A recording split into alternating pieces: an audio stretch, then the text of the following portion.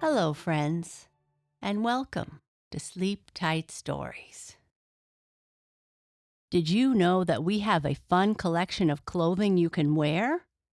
Check out our collection by visiting sleeptightstories.org and clicking merch. Thank you.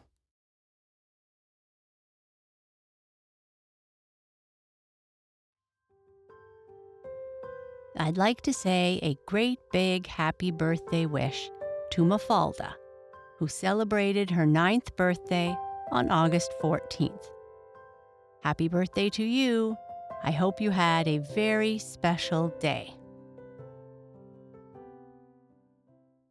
It's that magical time of year again when we are getting ready to head back to school. Some of us have already started, and some are going to be over the next few weeks. This story is about a girl who is so excited about going to school that she can't sleep. Chuskit has a disability, and she has not been able to go to school. She is 9 years old now. The students and villagers all get together to help find a way for her to be able to attend, and today is that day. She can finally go to school. Chuskit Goes to School.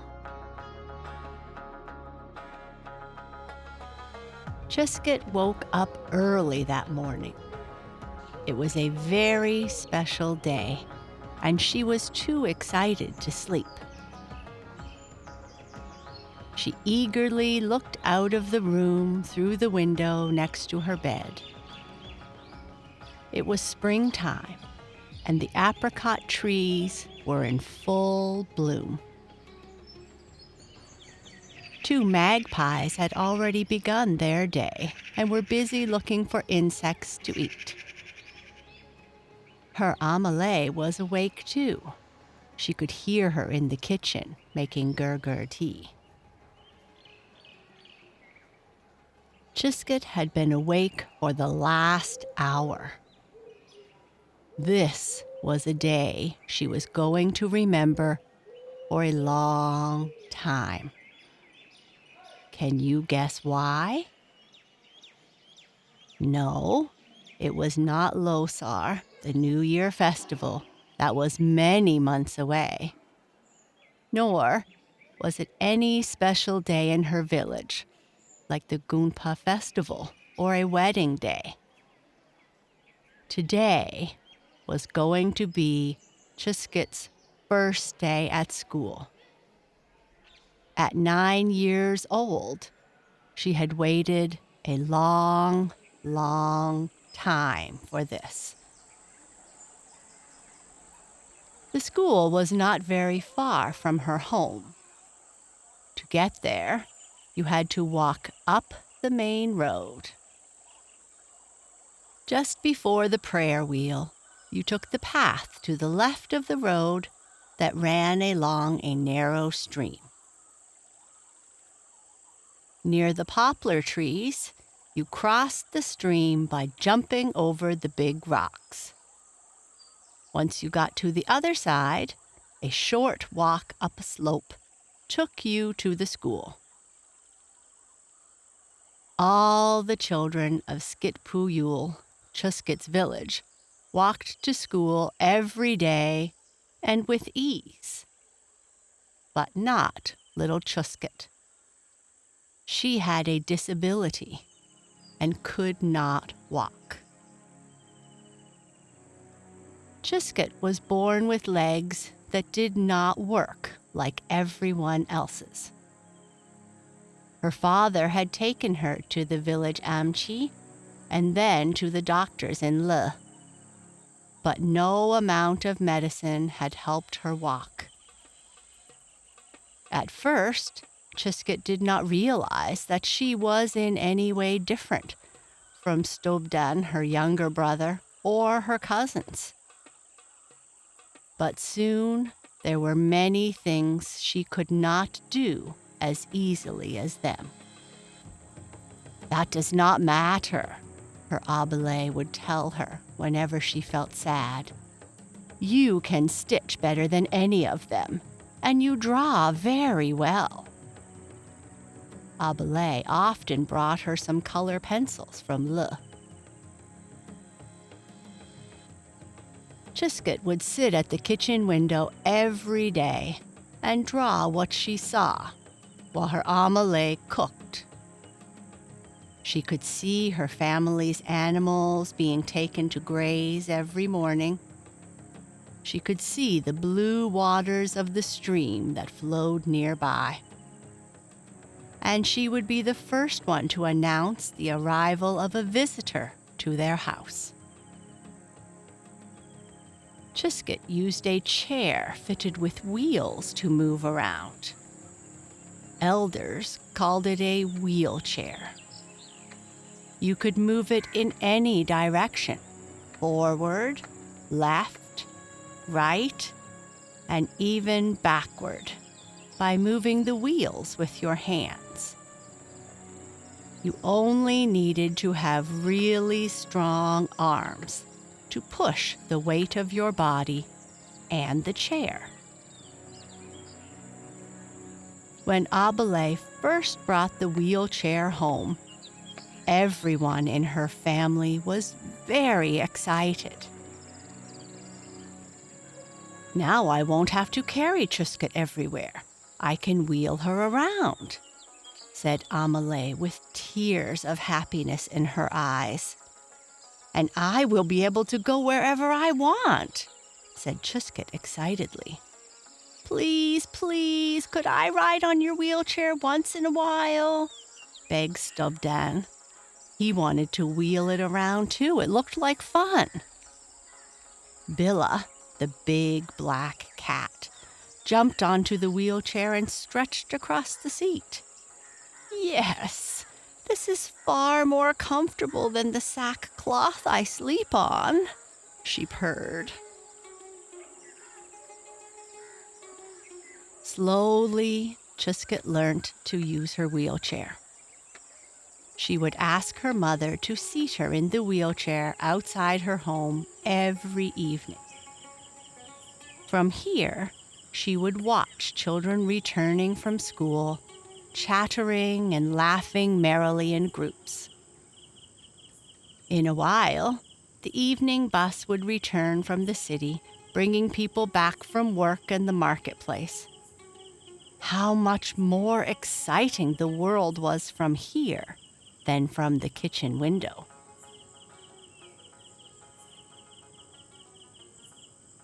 One evening, when Chuskit was sitting outside the house with her grandfather, a young boy came up to her.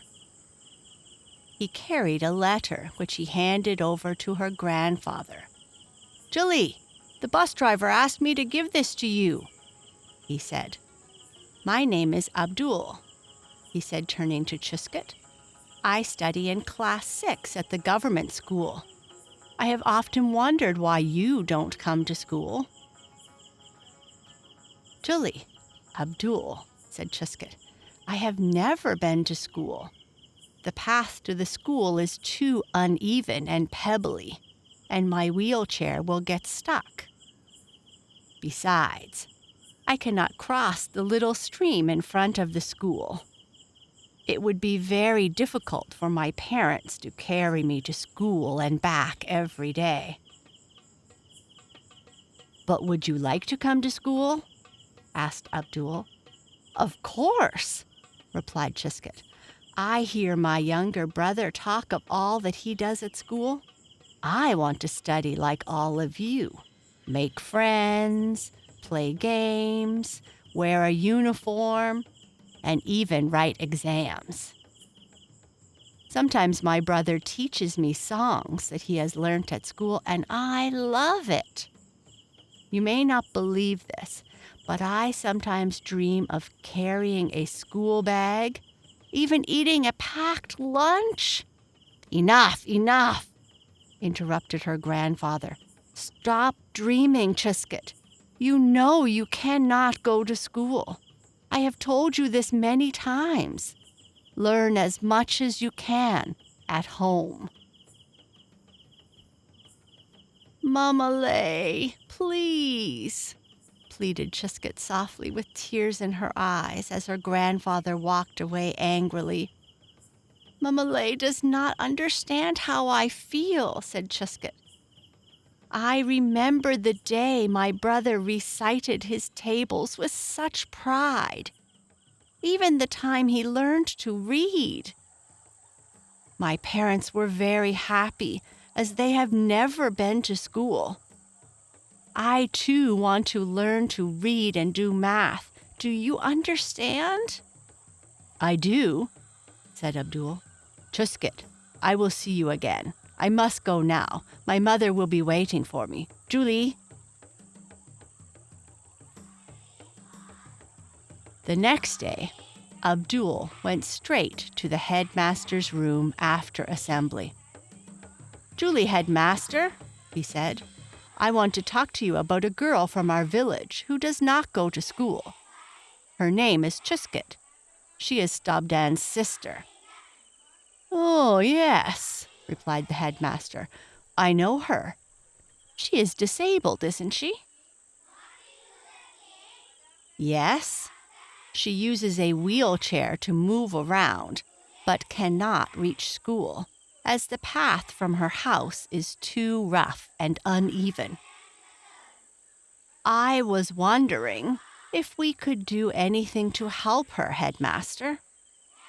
We could all get together and level the path and also build a small bridge across the stream." "That's very thoughtful of you, Abdul," said the headmaster as he patted him on the back. "What made you think of Chuskit and her problems?" "Headmaster, last week we read about the fundamental rights of citizens in our class. All children have a right to education. That includes Chuskit as well, does it not?" "Yes, you are right, Abdul. Let me discuss this with the other teachers," replied the headmaster.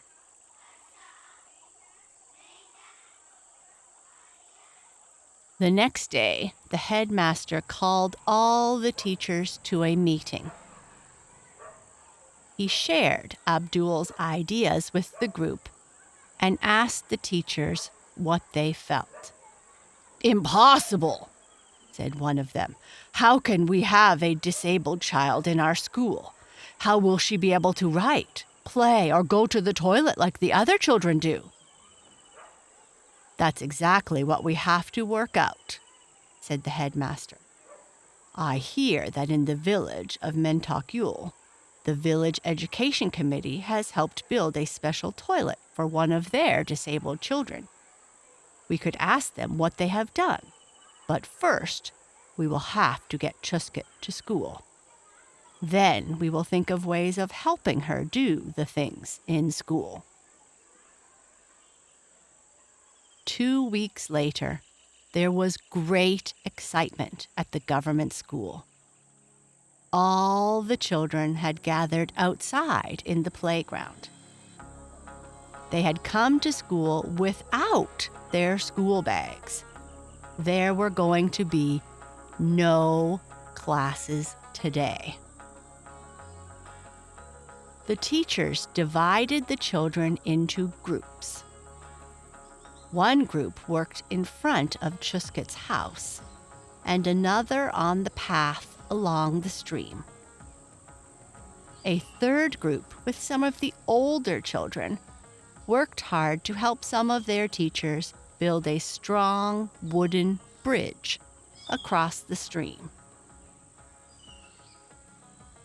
The children laughed and sang as they removed stones and rocks, leveled paths, and carried wooden planks to the stream.